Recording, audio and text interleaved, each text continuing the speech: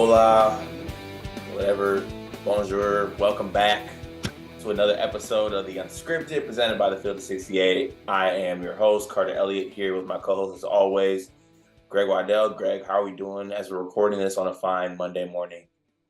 A mí también. Lo siento por tus Spartanos. Uh, okay, I actually know Spanish and none of that actually made sense. That's not but true. That worked. Okay, but No, you set a weird tone with this episode, man. It just got me back in high school Spanish mode. Yeah, well, I'm in a weird spot with this basketball team, so that's kind of the weird tone that I wanted to set. But before we get into what I really want to talk about, because I really want to focus on the Indiana game, seeing as that just happened yesterday. But we do have to mention, as before we last recorded, we played Rutgers at home, pulled out a 70-57, 56 victory, I believe it was. It was a game I expected us to win, so I was happy about it. I thought we were the more desperate team in that situation, and we really needed a big win at home, coming off that tough loss to Purdue, and then obviously the tough loss to Illinois before that. So it was a must-win game. We played like a desperate team. Our backcourt once again carried us. That wasn't a theme coming into this Indiana game, which we will touch on in a second. But just want to get your quick thoughts on the game that we played against Rutgers.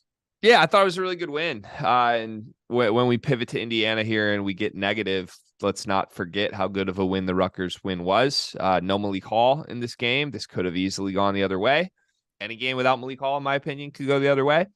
And Rutgers is really good. Like we talk about how the Big Ten is just a jumbled mess between 2 through 13. I genuinely believe that. I think all the teams are pretty much identical. The only team who is not identical in that group to me is Rutgers. I think Rutgers has separated themselves as the second best team in this conference. Record be damned, to be honest with you. I think they're really good. And, Rutgers did jump out to an early lead in this game. It could have easily gone the other way, but give credit to the Michigan State backcourt, give credit to the vets. Give credit to Jackson Kohler with his first career double-double, 12 points, 11 rebounds off the bench. He's definitely coming on. That was a thing in the Indiana game as well. So, yeah, really impressive the way after Rutgers had the hot start that Michigan State sort of just locked them down. I mean, to hold them to only 57 points after, like I said, trailing by whatever it was, 8, 9, 10 early in the game. Really, really impressed with the resolve of the Michigan State team. And like I said, I think that's one of their biggest impressive wins, like compared to other conference wins this state team has had this year. Like it's a lot more impressive than how they beat Michigan. It's a lot more impressive than a blowout at home against Nebraska. I think at Penn State was a really great win because that's a tough game on the road, no matter how quiet the Bryce Jordan Center is. But to me, to comfortably beat a Rutgers team that I have a lot of respect for is probably your best win of the conference season so far. Can I give you credit and kudos for knowing the name of Penn State's arena? College hoops to go, baby. I know where we're going. That's impressive and great segue. Speaking of college hoops to go, since we are doing our Michigan State episode, the college hoops to go Michigan State episode is releasing on Tuesday. We're recording this on Monday, so tomorrow, but it's releasing Tuesday, 10 a.m. It's a fire episode, folks. So let me tell you, Michigan State fans are gonna love it. We have a Michigan State great on the episode, all-time great on the episode. Got scenes from around, East Lansing on game day as we beat the Michigan Wolverines. It was all in all a beautiful episode, a beautiful story. You're going to want to tune in. So make sure that after you're done watching this, you head over to the Field of 68, click on the link, probably put it in the bio if we can, and go watch that episode. It's going to be fire, I promise. If you like watching me suffer, you will love this episode. And I think there's a lot of unscripted listeners who enjoy watching me suffer. So that's an elite angle. If you want to see an unhappy Greg Waddell, a suffering Greg Waddell, this is your episode. That should get it to 5K views alone. There's one particular scene that I think we'll clip out that sometimes we do a little posturing for the camera. We know the cameras are on. We got to act it up a little bit. This was not acting. There's one scene where I'm just in devastation in this game, and Carter is in pure elation. So you'll see it. And yeah, the tease of the Spartan legend, by the way, a legend that you have been on record you're not the biggest fan of historically. I think this legend swung you, though, after our little conversation with him. And that's the emotional climax of not only this episode, but the entire College Hoops to Go series thus far. And it comes at the end of the episode, and I think it's a great moment. So stay tuned, Michigan State fans. Run it up. And also, if you watch this sounds like begging, but if you do watch the episode, actually comment some shit on it, or at least throw a like out there, because it genuinely, that's how the algorithm works in YouTube, is when people start commenting on shit, then it shows up in other people's like basically homepage of YouTube. And we need that, because we need people who don't already listen to us to discover College Hoops to Go. And most importantly, we want to do this more. Like, we somehow convinced the Field of 68 to let us do this once. We want to do it again, but we don't get to do it again unless we get really good numbers on this stuff. So help us out, Spartan fans. Yeah, and if your angle is that you hate us, you need to get more eyes to realize that we suck or you hate us. So true. Either way, the key is getting more eyes on us. But let's move on to actual basketball analysis. We played the Indiana Hoosiers at Assembly Hall yesterday, a tough game that we ended up losing, of course, dropping that game 82-69. Greg, your initial thoughts on this game? I don't know. Stepping back, it's not the worst loss. Like, Assembly Hall is a tough place to play. We're going to see that this weekend for the first time. But my problem is I don't like this Indiana team. I don't think they're very good. I thought they would be good in the offseason. And I think if you take away Xavier Johnson and Race Thompson, who Race returned from injury to play 4 minutes and get 3 fouls in this game off the bench, but they really didn't have him, I don't think it's a very good team. And I think that's been proven by their results over the last month. Have they figured some stuff out in the last week? Sure. They went on the road and blew out Illinois. Of course, that's impressive. They beat Wisconsin by 20 at home before this. Like, they're on a 3-game winning streak now. And Trace Jackson Davis is playing like the best player in the country. So, like, when you line those things up and say, okay, they're playing well, their best players in superstar mode, and it's a raucous crowd, none of this should be that surprising. The problem to me is just deep down, I don't believe this Indiana team's that good. I think there's some front runners who are, I don't know, Indiana fans won't listen to this. I think they're fake tough guys. And I think they really went out, I don't know if you want to call it out toughed, or they kind of punked Michigan State yesterday, at least in the second half. And in that stretch in the first half when AJ Hogar was on the bench. So that's tough for me to square, because to me, Michigan State is arguably the toughest team in the Big Ten. Like, I've texted you this before. In a lot of ways, this Michigan State team has no business being this good. They just take on the persona of Tom Izzo, and the backcourt's so tough, and they play so well together, and they're vetty and all of that. Like, all that's still true. It was just really the first time to me all season I think we've seen this team really get punked in a way. And like, it happened when Trace, I mean, he dunks on Joey, and then all of a sudden the momentum shifted, and then all of a sudden now it's chippy, right? It's a chippy game. AJ talked about it in the post-game press conference. Chippy games usually benefit Michigan State because they're the team making it chippy. In this one, they let Indiana walk in and make it chippy. And I don't know. It was a weird response from certain guys. We got to talk about the backcourt, because this team obviously goes as the backcourt goes. And all year they've been brilliant. This was the first game I really thought was a stinker from the backcourt. And when you take all that in sum, it's hard to win a game, right? Like, on the road, their star plays great. Your backcourt plays bad. You add that up, Indiana wins the game. But it's a weird one looking back, just because, like, I really can't believe it was kind of a punking. Like, this Indiana team is a team that normally is the team that gets punked, and this time they showed up for it.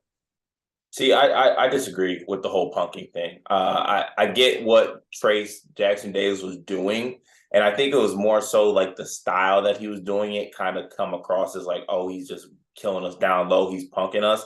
I don't necessarily think that this Indiana team punked us.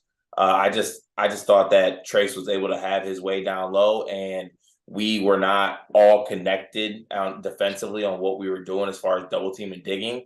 And we let guys like Tamar Bates go 5 for 7, 6 for 7 from 3-point range. Our rotations were late on coming off the double team, leading to wide open threes by guys like Trey Galloway in the corner. I don't necessarily know if it was a punking. I hate this being a cop-out, but for as low as I am on Indiana as a basketball team, like just credit to them, they won that basketball game. Like Trace Jackson Davis put up prime Anthony Davis stat line numbers. And there was actually a point where he was getting his numbers, but he wasn't necessarily shooting well. Like he turned it on in the second half, but there was a point early in the second half where he was like 5 for 15, 5 for 14 from the field. He did have his numbers, of course, with rebounds and points, and then getting some from the free throw line as well. But we were a step slow on everything. We were a step slow on our double teams. We were a step low on digging in, leading the open shots. I didn't think we were connected as a team defensively, and Indiana, credit to them, was able to take advantage of it. I don't know if I'd go as far as to that they punked us. I'm definitely with the whole Indiana's definitely fake tough guys. Miller Kopp trying to throw a forearm shivvy as Matty Soko runs down the floor, and just Indiana doing what they do. I don't know. They're fake I tough guess guys that's to me. maybe punking isn't the right word, but I think where I'm coming from in saying that is like they are fake tough guys, but Michigan State let them be actually tough in this game. And I don't believe they're tough, but in this game, to me, they were tough. And I don't know how to square that. Like you're letting an Indiana team. I mean, you're really letting Trace do whatever he wants. You can talk. I think you tweeted they did a good job in the first half of taking away his dominant hand. I thought they did a really poor job in the second half of that. Yeah. I mean, he ended with 31, 15, and 4. And this is the third straight game now. We're talking about really an individual performance is what beats Michigan State. If you go back to Illinois, it was 3 individual performances. But, I mean, Dane Danger, Zach Edey, Trace Jackson Davis, there's your 3 losses. So what's the common denominator there? I don't know. It's tough because, and maybe I'm just reading the body language of it from Illinois more than anything. Like, they were talking their shit. And so now I'm attributing that to a quote unquote punking. AJ said in the post game, we'll see them at the Brez. So circle that one on your calendar. I am excited for that one because I already circled it on mine because we will see them at the Brez. Yeah, I don't believe this Indiana team's actually tough, but they were tougher in this game, which was crazy. But yeah, I mean, you left Galloway and Bates wide open the whole game. Can we talk about the backcourt performance? Because AJ was horrible in this game. And I know he was out with fouls in the first half, so I'm not just talking numbers wise, but Michigan State's up, I would say significantly, like a comfortable lead with AJ in the first half. They look like the better team. They're taking away Trace's left hand. Everything is good. And then he goes out with 2 fouls, and then all of a sudden you're down 5 at half. It could have easily been down 10 at half. There was a good 5-point swing for the good guys right before the buzzer. And then he comes back in the second half. I expected him to make a run. Didn't really make a run. To me, AJ was a big part of that. He was just leaving guys wide open in transition. He was getting hung up on screens and not really fighting through them. What'd you make of that? Because as much as we praised him a week ago, we said like the reason we can praise him is his stinker performances now are still really productive and really helpful. And the old AJ Hoggard, you couldn't say that. To me, this was old AJ Hoggard. Yeah, no, it was definitely an old AJ Hoggard moment. It was a no-show, like straight up. It was a no-show. And the thing about him no-showing now and at the point of this season is that AJ is like our leader. Like our team goes as AJ goes. Like that's the point where we reach with this basketball team. And I think that everybody feeds off of AJ. AJ seems to have that really good relationship with Coach Izzo, and maybe Izzo's finally gone to the point where he trusts AJ and lets AJ rock basically.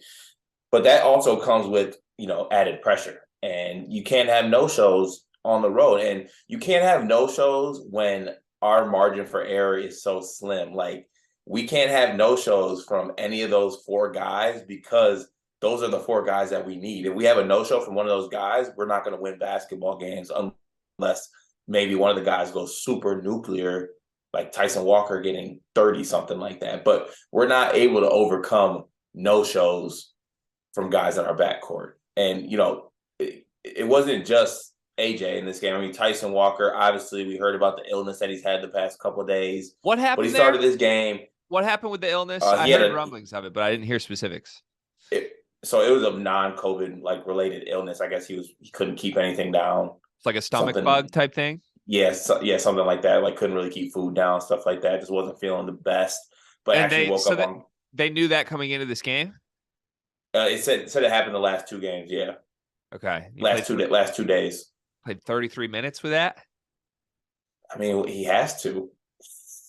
I know isn't that just a little scary though? Like if oh, he can't keep any food down. He did say that was the past 2 days. He felt fine the morning of. That's why he was like, I'm good to go. I can start. Like I'm all right. Tyson's a dog. I don't question that man's competitive gene at all. I just, if anything, like if there's a known sickness, we're playing him 33 minutes a game.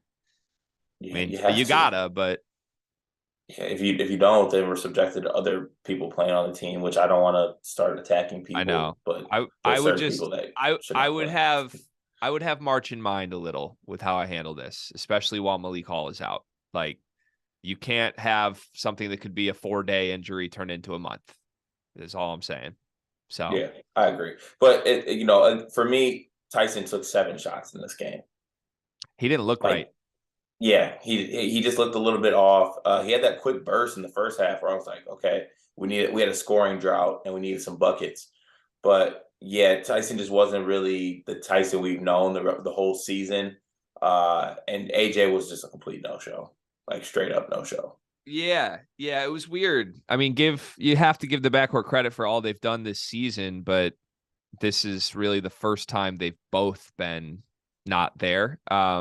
It's in a weird way, it's comforting to know there was something up with Tyson because as just a watcher of that game, it's like he's reverting to old habits here. Like he's got a big switched onto him, and all season long, he's killed that. He's attacked. He's got his little midi pull up. Not this one. He didn't even look for it. He didn't even hunt his shots in this one. And I shuddered back to 2022 when we were just begging Tyson to shoot the whole season long. So in a weird way, it's comforting to know there might have been something behind that. Okay, he didn't feel well. All right, fine. But yeah, you hope he gets better quickly because you need aggressive killer Tyson Walker that he's been, the 3-level scorer he's been all season long for this team to go anywhere. I don't want to spend the rest of the episode on the backcourt, and I also don't want to victory lap this, but odd week for Michigan State fans to take their boo-booey victory lap on the backcourt. I don't want to victory lap this as he proceeds to get to the starting line and take a lap. Can we just talk about it at least? Can we mention it? I mean, did you think that was an odd time? Before you take a victory lap, can I say one thing about this game before we wrap up the backcourt talk of this game? Yes. I just want it to be known that it's not necessarily that AJ has to make shots to show up either. That's all I'm saying. Like this was a no-show, like body language wise, like you pointed out. I thought that he let the fact that he got 2 fouls kind of just sink him. Also thought that the auto bench in that case, I'm opposite of what Coach Izzo thought on that. I don't think you can auto bench AJ in that situation. You got to trust him because we can't afford to not have him on the floor. I mean, they made that they had their 12-0 run, 11-0 run coincided with AJ Hoggard picking up that second foul. And we just looked all out of it. Holloman was out of it. Brooks was out of it. Sissoko was so out of it. Like it just did not flow completely well. But I think AJ knows that. I think AJ's at the point where he knows that. And I bet you Coach Izzo saying the same thing to him. Like, AJ, you can't have these no-shows. And I think he knows that. And I think Thursday we're going to see where AJ Hoggard kind of is at as that leader and player in a spot where he can bounce back. Yeah, as far as auto bench goes, I don't agree with the strategy in general at all. If I'm a coach and I coached high school, like auto bench was not a thing when I coached high school at all. If one of my best players gets 2 fouls and we need him, he's in the game still. That's not a thing. The only time you should auto bench is if you really got a guy with 4. If you're 1 foul away, then fine, in my opinion. But other than that, like they might never pick up the other 3. So I don't get the strategy there. That said, I have just sort of started to accept that college coaches are going to do that.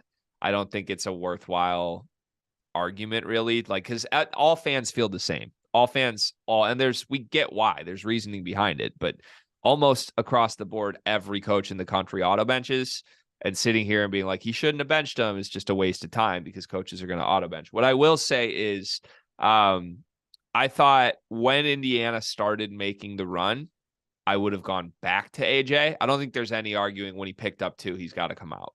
But when, they cut it from like an 8-point deficit to all of a sudden the game's tied and there's 3 minutes left in the first half, that's when, okay, maybe you try to get him in for a spell just to calm things down before, you regroup in the second. At the same time, though, like, in a weird way, AJ wasn't playing well. Like when AJ checked out with 2 fouls, I think he had 0 points and 1 rebound. Like, and that's just counting stats, but like the eye test was there too. AJ was not playing well in this game. The offense was looking a lot better when he was on the floor. Of course it was. You take any starter out of the game, it's going to look better with Michigan State's bench right now. That's a given. But like Michigan State had a lead, not really because AJ Hoggard was so important in the first half. It was because Joey was nuclear. And I think given how Michigan State has played in the last month, I think if you're Izzo, you hope that Walker and Hauser and Akins as a group can hold an 8-point lead and buy you time. When it becomes clear, okay, Joey's cooled off, Tyson's not here, then yeah, maybe you go back to him. But there's also you and I have seen it up close. Like, I still question how much Izzo trusts AJ Hoggard. Like, and obviously I don't. Within the context of the game, though, I don't question like he's my starting point guard, but like if Tyson Walker gets 2, he might go back to Tyson. He's not going back to AJ with 2 because he talks about it every game. AJ needs to minimize the stupid shit. Like he doesn't trust him to not do something stupid. And AJ does a lot of stupid shit. Like, I think that's a fair read from Tom Izzo. I'm not criticizing Izzo for that, but like he's a player who does a lot of dumb things, who was not playing his A game, who now, yeah, we sub him out and now does he do a lot of dumb things? Yes. He does like objectively, yes. No, I disagree with that. Like there's no player out there that goes a whole game without making a dumb play.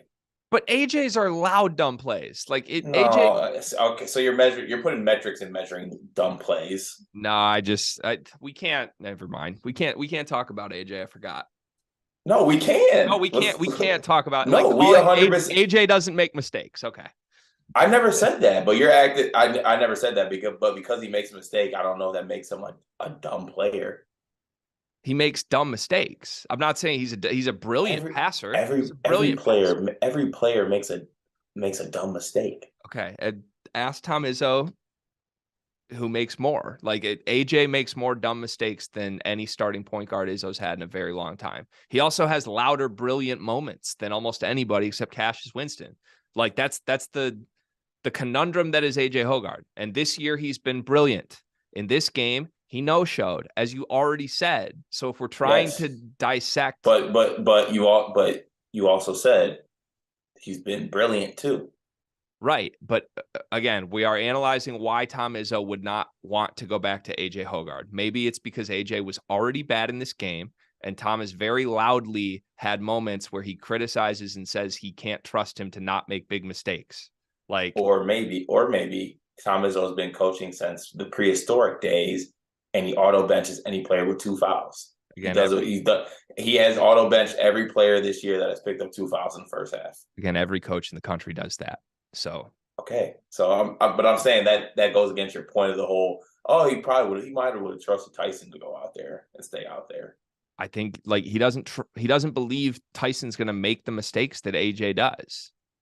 That's Tom would say. Tom has said that in post game thousands of times this year. You've written articles about it. Like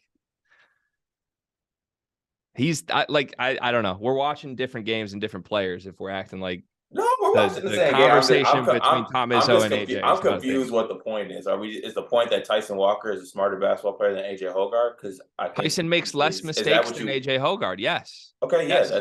Is that what you were trying to get at? To this situation of when the wheels are falling off with a guard with 2 fouls, I think he might have put Tyson back in the game in a way that he wouldn't have with AJ, because there's a trust level that Tyson wouldn't do something stupid that there isn't with AJ Hoggard. And you're trying to protect AJ Hoggard from himself by keeping him on the bench. Okay, I'll give you that. Let's move on. You pissed me off. Uh, yeah, Again, only sometimes. best backcourt in the Big Ten. Great showing against Indiana. Victory lap me for saying Jalen Pickett's better than AJ Hoggard. Good timing. Let's move on. Yeah, man. You also said Boo Booey is better than him. Boo Booey beat you this year. Let's move on. Has Boo Booey been better than AJ Hoggard this year, Greg?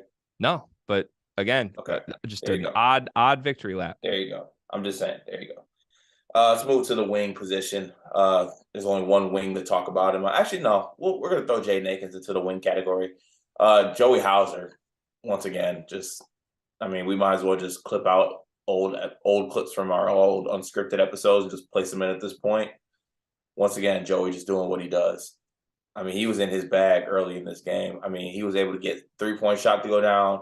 He was going to the basket. He had Jordan Geronimo in hell. But the one thing I will notice is that when we get early burst Joey, we get tired Joey by the end of the game. Joey was definitely tired probably the last 8 minutes of this basketball game. Now, granted, he was out there giving his all. I'm not necessarily saying he was bad, but he was a tired basketball player down the stretch. And, obviously he is going to be when he's basically holding the paint down for this basketball team. Like Joey's the anchor of our basketball team right now. So he's holding it down low, banging with guys like Geronimo and, Trace Jackson Davis probably took a toll on him, especially, him getting guarded by those guys on the when he was on offense as well. But I mean, once again, just a great Joey Hauser game. Not to any of our surprises, I feel like. Yeah, not at all. Joey's Joey. He's a great Big Ten player. In my opinion, he is a fringe all-conference guy this year. He scored double digits 14 of the last 15 games. I think your read that he's getting tired is accurate, and I don't think there's much of a fix. Joey has to play 36 to 40 minutes a game for this team, given the injury situation. If anything, start giving Joey some scheduled days off during the week or something, because he's going to have to play that many minutes. It is what it is. Jay Nakins, I thought also played well in this basketball game. I thought he came along in the second half. He was able to hit some shots, hit the 3-point shot, had some steals, got out in transition. Thought he played pretty well. Out of the wing defenders, I thought he was probably the best as far as guard defensive wise. Maybe Tyson was first, but Jaden was pretty good at getting in passing lanes. I thought he did a better job at digging in than other players on the team. So, all in all, good game from Jay Nakins. Now, onto our bench, basically. Can I comment on Akins just quickly? Yeah, go ahead. I just don't know what to make of Jaden individually within the construct of this team still. I thought he played great in this game, but I also, in saying that he played great, I'm starting to realize that really the only difference between saying Jaden played great or played poorly is if he makes threes. And I don't think that's fair to him as a player, that's sort of how I am now viewing his game. And maybe that's just a me thing. Maybe you can point to other ways we should be analyzing his game. But I think you look back over at the last month where we've said, oh, he hasn't really played well. Well, it's because he wasn't making shots. And then tonight he's 6 for 8 from the floor, 3 for 4 from 3. All right, he played great. Akins to me has been really relegated into just a catch and shoot role. He's a damn good catch and shoot player, but I still think there's a lot more there that we're just not ever going to get to see this season, given the way the team is constructed. His minutes have gone up a ton. He did not play 30 minutes the entire regular season up until 4 games ago. Now he's played 35, 32, 31, 31. So you're going to continue to see him in this 30-minute role. The production's got to be there, though. And at this point, to me, really the only opportunity for production to me with him is just if he's shooting and making threes. So hopefully he continues to do it because he's been pretty prolific at it. But it's weird for me to analyze him because it feels like we're analyzing him like he's Duncan Robinson or some bullshit. He's a totally different player who can do a lot more. But now I feel like his good and bad games just rely on if he hit 3 threes. Yeah, well, he's actually been pretty good defensively the past couple of games as well. When he was lacking in that area, I felt like the last couple of games before that, he's been pretty good defensively, been able to knock down shots, and he's been able to get to the rim a little bit more as well. But it really depends on him, knocking down shots. It does kind of suck that Jay Nakins has turned into we want him to be this 3-and-D guy. But also, like, pointing to one play last game against Indiana, he did have a chance to actually cook, and he just lost the ball. And Yeah. like, I don't know. It just, the things we saw from him handle wise and him be able to get his own, just haven't seen that this year as much as I thought we would. That's why I But don't know what to make of it though. Like it's like in theory he should be this dynamic on ball guy, but maybe in reality he is just a 3-and-D guy because he has a lot of those dribble off his foot mistakes. Like, yeah, he does. And even weird. I felt myself wanting to see, like, Holloman was kind of struggling in this game. Like, maybe give Jaden some ball handling duties when Hogard was out. Like, Yeah. and Tyson's not feeling the best. Like, maybe you have a good chance to get Aiken some ball handling minutes to see what he can do in that spot. But all in all, he did have a good game. We do need to talk about why Jay Akins is playing 30-ish minutes a game is because there's no wing depth on this team. Absolutely zero. Anytime we sub in wings off our bench, it is a huge negative, both offensively and defensively. I don't know if we're going to fix that either. So I'm just pointing that out, that's a fact of this basketball team. We're going to have to play 5 guys 40-something minutes a game, damn near. Yeah. What do you make of Pierre Brooks right now? Yeah, I think, I don't know. I think he's broken. I don't think he's able to hit shots. I don't think he's able to do defensively. He looks 4 steps slow. He's killing us right now, just frankly. Yeah, he's 0 for 10 from 3 in his last 10 attempts. That's going back almost a month now. He just, I want to give the kid credit or give him the benefit of the doubt. Maybe if he just saw one go in, like, it would pick up both offensively and defensively, because he was just a step slow on the double teams, and guys blow past them, and it was just bad defensively, but he just cannot get a shot to fall from anywhere. No, and he shot it really well at the beginning of the season. He had a couple 3 games, 4-3 games early in the year, and it's now just an extended period where he's 0 for 10 going back all the way. This is to the Michigan game. So I don't know. From just the offensive standpoint, I feel like his confidence is just shot. Like he looks like a guy who knows he's supposed to shoot, but has no real feel that he's going to make the shots right now. Some of them look a little hurried. It's like if he catches with a semi-contested hand, he knows he has to shoot it because that's his role, but it's just not going in the way that it just looks different almost off his hands than it did at the beginning of the year. But yeah, the problem is he doesn't provide anything else, like if he's not making threes, you can't really have him out there because he doesn't defend. But I don't know. Do you feel like this long-term is trending in a pretty sour direction? Because this is a guy who played 33 minutes against Alabama, 35 minutes against Oregon, 29 or more minutes for 5 consecutive games in that span of the Phil Knight Invitational through into Notre Dame and Northwestern games. Now he's played under 40 minutes in the last 5 games combined, even with the injury situation.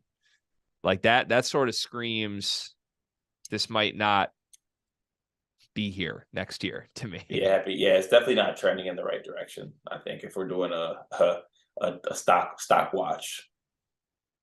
Yeah, I mean, if you can't get minutes at that position on this team, I think that speaks volumes. And I don't like playing the transfer game, but he's not going to get minutes in the future if he's not getting them on this team, given the situation.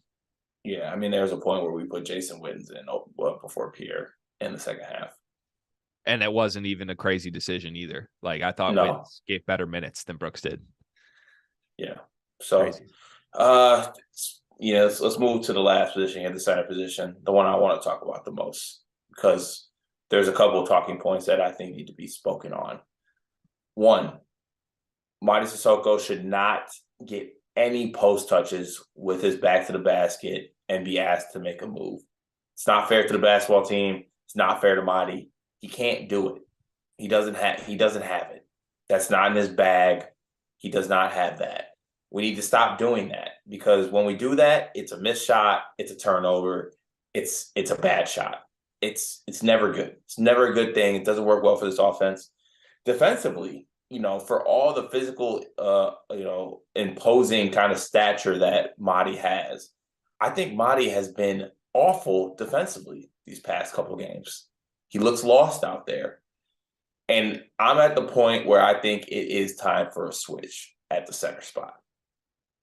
Yes, I'm at that point. I am at the point where, you know what?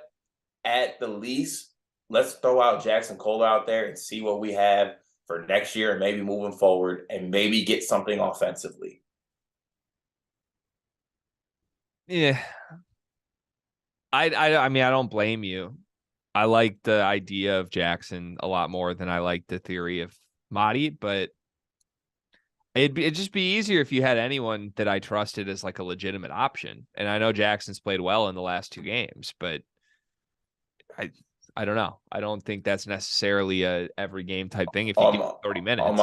On my Michigan State trust scale as far as centers, it goes Jackson, Carson, yeah, Marty. I think that's harsh, and I can't believe I'm It's not harsh. I can't believe I'm defending Marty, but I think this is very much a case of whatever one of the 3 you pick in the 20-minute, because all that's going to happen with this position, with how horrible it is one guy's going to play 22 minutes, one guy's going to play 10 minutes, and one guy's going to play 6 minutes a game. That's all it is, right? And you can move them around. You can say it would make a big difference. The only thing that will happen if you do that is the guy that does get the 22 minutes will be more exposed for the bad basketball player that he is, whether that's Marty, whether that's Kohler right now, or whether that's Cooper. And that's not to say that Kohler and Cooper will be bad players 3 years from now. They might not be. Kohler might end up being Ethan Hatt with a jumper. Carson Cooper might be Colin Castleton. I have no idea. There's flashes with those guys that are good. Right now, this season, those guys are not Big Ten level starting bigs. But Michigan State has to pick one. And Marty's been the guy because he's the oldest. He's the most physically ready. And also, like, let's not forget what he did in the Champions Classic. Like, fake. Sure, it didn't last, but like it happened. He had 16 and 8 against Oscar Tshiebwe. He had 14 and 9 on the boat against Timmy. Like, that's there somehow. That's there. It's gone totally away. And I don't know who to put the blame on for it. You're right. They should never give him a post touch. Well, sorry to cut you off. Part of that is because we are, in that aircraft game and in that Kentucky game, a lot of his points were just lobs, drop offs for dunks. Right, but so where'd that go? He hasn't gotten worse at catching lobs. Well, I think people kind of just figured out how to guard that, like just play drop coverage basically. Okay. I think people just figured it out because if you take that away, then he's a negative out there. Yeah. Okay, that's fair. So, yeah, I don't know. I'm really frustrated, to be honest, with the starting center position. Like I've reached my boiling point. I just think if Jackson's playing 22 minutes, you find new things to be upset about. No, but I'll find less things because at least maybe I'll get 6 points or something here or there. Maybe I'll get something offensively. We're 2 weeks removed from saying Jackson is going to look great in a Utah State uniform. Like, and that's not you specifically. That's everybody. I got receipts from 6 different Michigan State people that I will not ever pull out because I was saying it too. But like, because Marty's had 2 straight bad games to be like, well, more than 2, 6 straight, however many. It's been like 5 or 6. Okay, because Jackson's had 2 good games out of 30. It's now he's ready. Like, no, it's not. All these centers are horrible. Whoever plays the most. Who's better offensively, Jackson or Marty?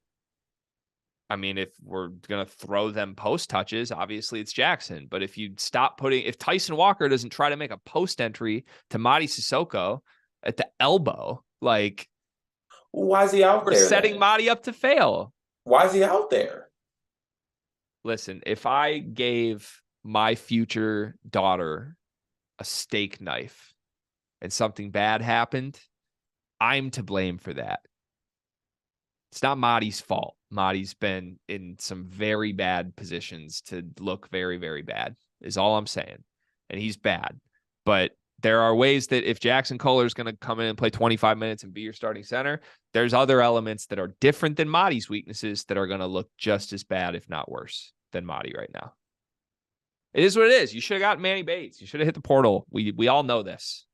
But There isn't a fix. There is not like a bench Marty Jackson comes in and all of a sudden the center's a good spot. It's not the case. Okay. Bring this all full circle where we're at as a basketball team. Everyone as a Michigan State fan base is take a somewhat of a deep breath.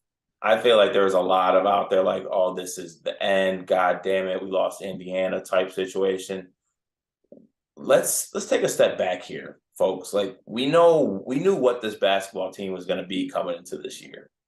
Like, and the fact that we're at this point, this is kind of where I expected this basketball team to be. And maybe even looking back, like us being here with Malik Hall missing a lot of games is probably even better than I would have thought. So, take a deep breath, take a step back. It'll be okay.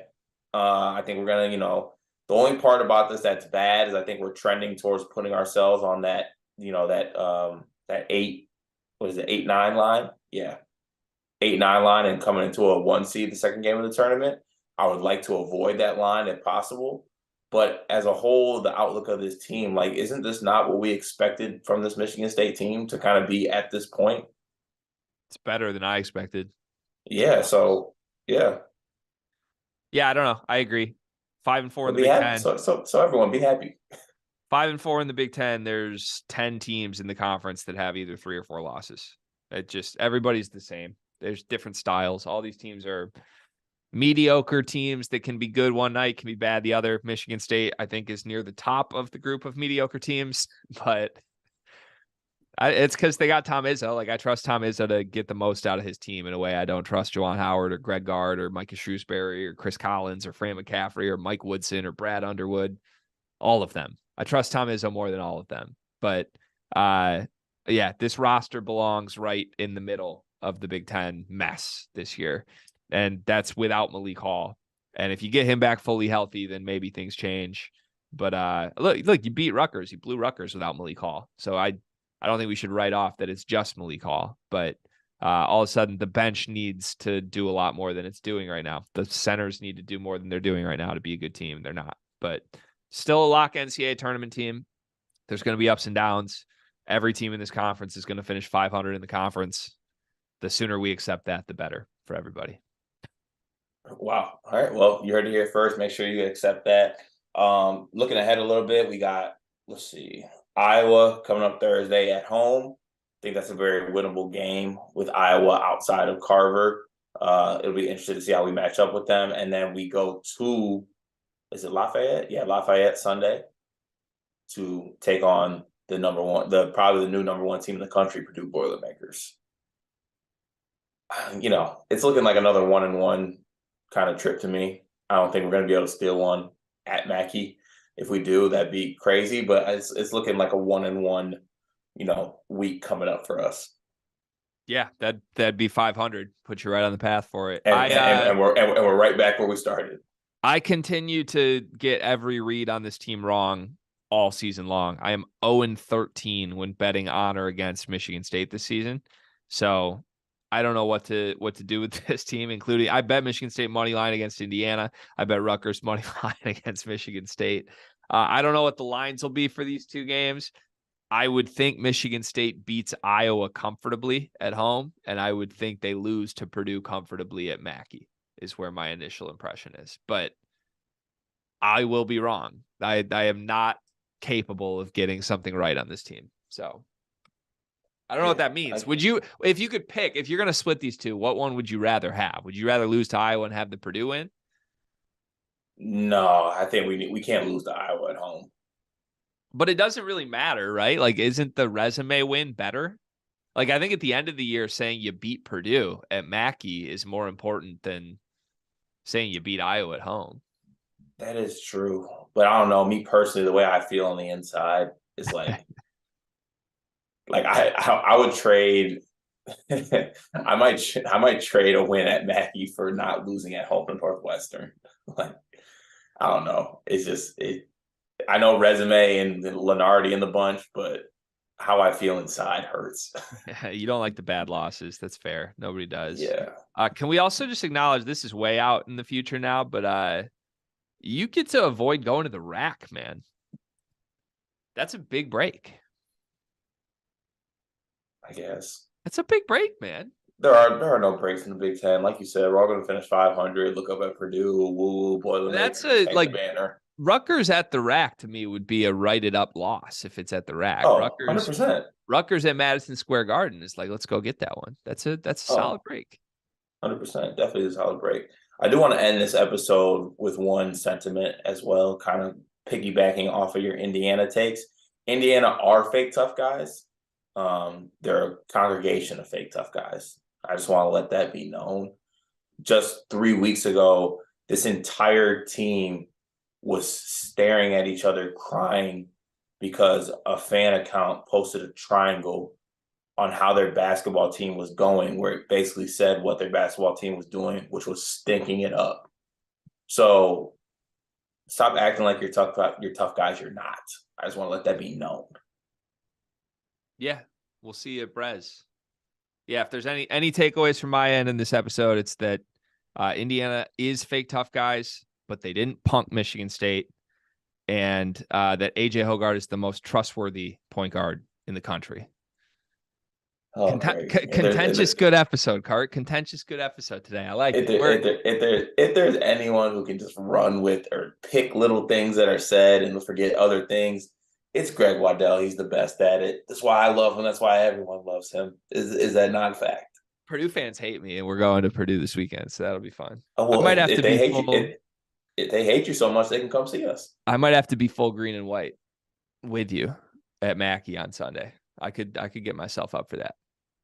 Okay, I need that energy. And sleepers, we fight, just so you know. So if you really want to see us, come see us. That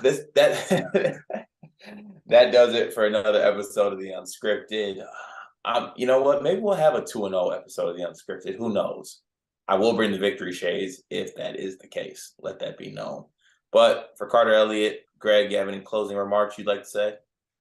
No. Alrighty then, we're out.